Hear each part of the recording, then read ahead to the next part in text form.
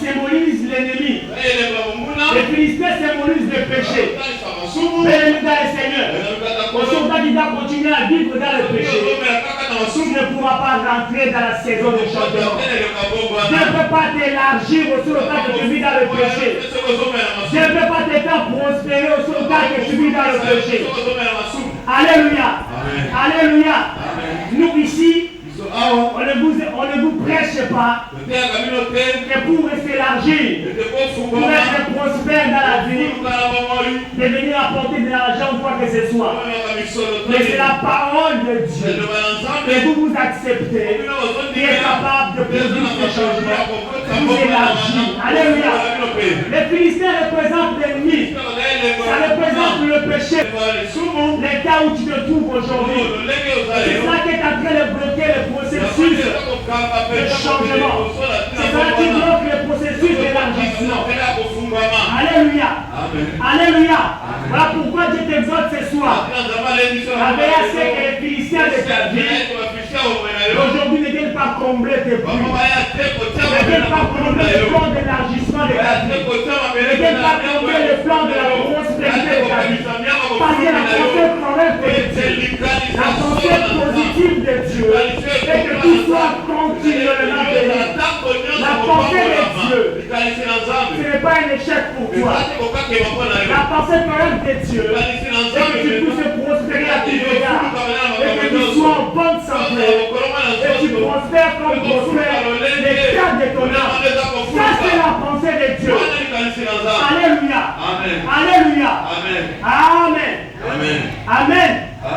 Si c'est le cas aujourd'hui comme Isaac, commence à représenter le puits de ta bénédiction.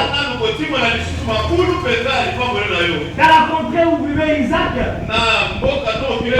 l'eau était une matière précieuse. Avoir un puits, c'était une richesse. Parce que ça servait pour les tâches domestiques. Ça servait pour nourrir les gros et petits bétails. Ça servait pour fleurir les champs. Alléluia. Combler le puits d'une personne, c'était une déclaration de guerre. C'était une déclaration de guerre. C'est pour cela ce soir je vais te dire, l'ennemi qui a déclaré la guerre contre ta vie, le Goliath qui s'est élevé contre ta vie, sera écrasé ce soir. Alléluia. Parce que Christ notre roi s'est élevé afin de pouvoir élargir ta vie, afin d'élargir l'église de Dieu, afin de donner une nouvelle impulsion à ton ministère. Alléluia. Alléluia. Amen. C'était une déclaration de guerre. Mais Isaac a compris une chose. Le combat, ce n'est pas pour moi. Le combat, c'est pour Jésus. Le combat, c'est pour les lions de la tribu de Juda. Le combat, c'est pour l'éternel Dieu des armées. Et c'est lui qui combat pour nous. Alléluia. Alléluia.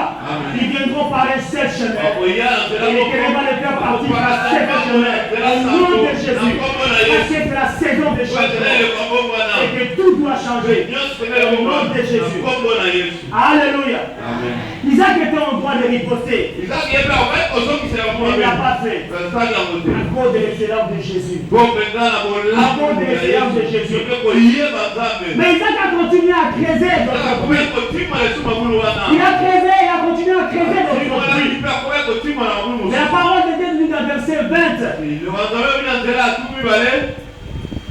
La parole de Dieu dit aussi qu'il eut des terrains avec d'autres bergers.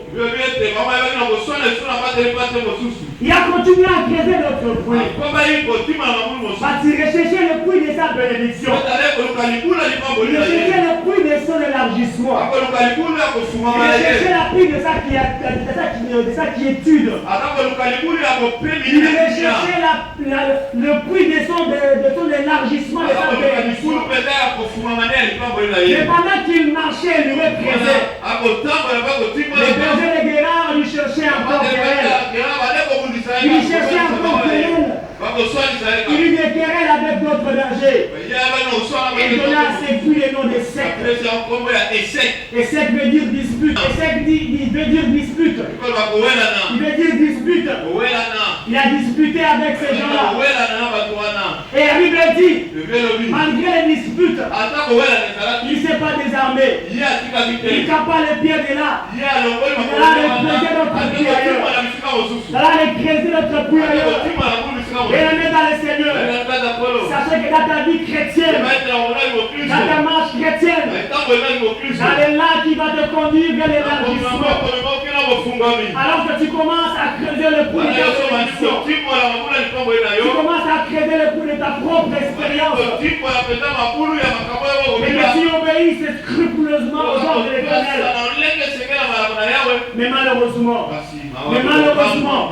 les disputes surviennent, les querelles surviennent, la jalousie survient, la haine survient. Alléluia. Amen. Tout cela parce que l'Éternel a un regard favorable sur toi. Alléluia. Parce que Dieu a un regard favorable sur toi. Mais j'ai dit aux ennemis d'aujourd'hui, je rappelle aux Philistins de ta vie aujourd'hui, j'ai fini cet esprit de dispute. Quand tu vas chercher l'esprit jusqu'aujourd'hui, s'il continue encore les disputes aujourd'hui, glorifiez Dieu. Parce que tu es dans la saison de Dieu. Tu es dans la saison de Dieu. Alléluia. Ce n'est pas toi qui vas disputer contre eux. Ce n'est pas toi qui vas disputer contre eux. Mais c'est Dieu qui va s'occuper d'eux. Alléluia. Comme Isaac faut faire la même chose. Si tu cherches et disputes, étant donné que pour toi l'objectif c'est celui-là. L'objectif c'est la gloire. L'objectif c'est l'élargissement. Ne perds pas le temps avec ces gens-là. Ne perds pas le temps avec ces gens-là. Parce que Dieu lui-même va s'en occuper. Parce que Dieu lui-même va s'en occuper. Lève les pieds de là. Et va laisser dans les creuser notre puits. Va les creuser notre puits. Parce que Dieu est avec toi. Parce que Dieu est avec toi. Il ne te laissera pas. Il ne t'abandonnera pas. Il est avec toi. Ce qu'il a promis, il a la capacité et le pouvoir. Il a compris la capacité. Alléluia. Alléluia. On peut acclamer la parole de Dieu.